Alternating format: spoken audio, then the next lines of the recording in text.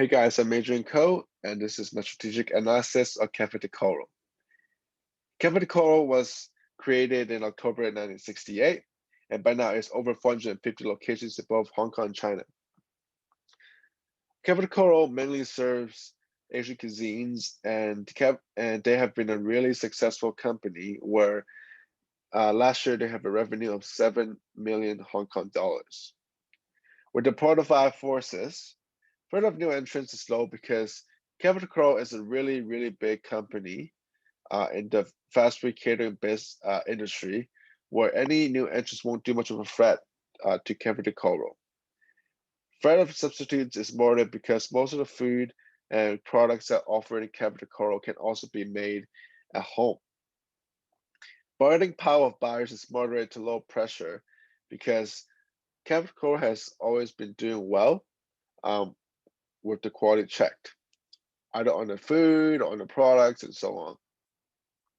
Bargaining power suppliers is low pressure because since Capricorn is a big company, right? So they will always have supplies coming in because they already have a sustained amount of suppliers that would always keep them restocked on food, on beverages, and so on.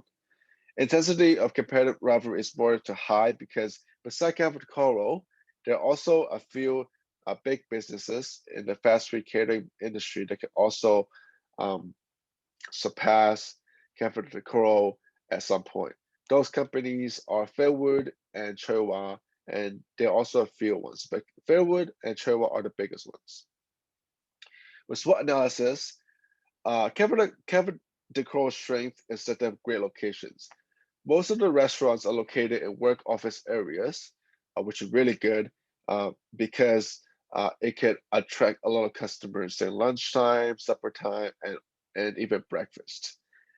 Weakness is that it's the lack of changes on the menu. They change the menu once a week, which can get quite boring for the customers, and it could be a turnoff as well. For the opportunities, with COVID going on, they could definitely expand the business into the delivery area where because now people won't want to have food in a restaurant because of COVID. Instead, they want to have food at home.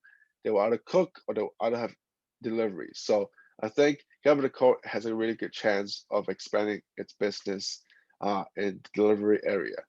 With threats, Capital Co's food has always been really greasy, so that could be a pretty harmful factor for Capital Coral. With pestle analysis, the political factor has been doing well for them because with the branches, they have always been doing well with the Hong Kong food regulation. With the economic factor, it hasn't been doing so well for them because with COVID,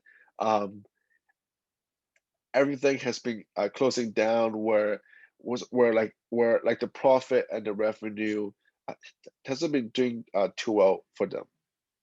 Social factor, it could be difficult for them to catch on the current trend because Hong Kong customers' taste changes frequently, so it could be challenging for them as well.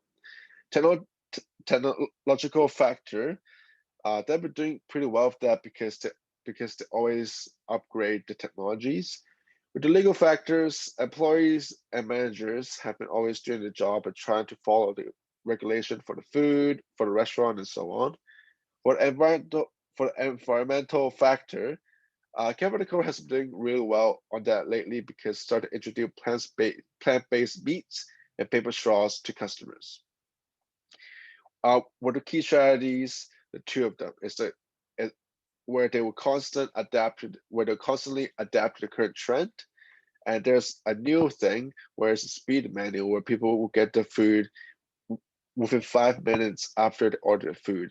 And for the recommendation, I have two suggestions. One is frequent menu changes and a healthier direction for the menu.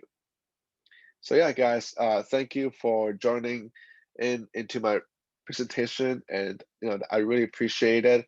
Feel free to leave a like and a comment. Yeah, just let me know what you think of this presentation, guys. Thank you very much and have a good day.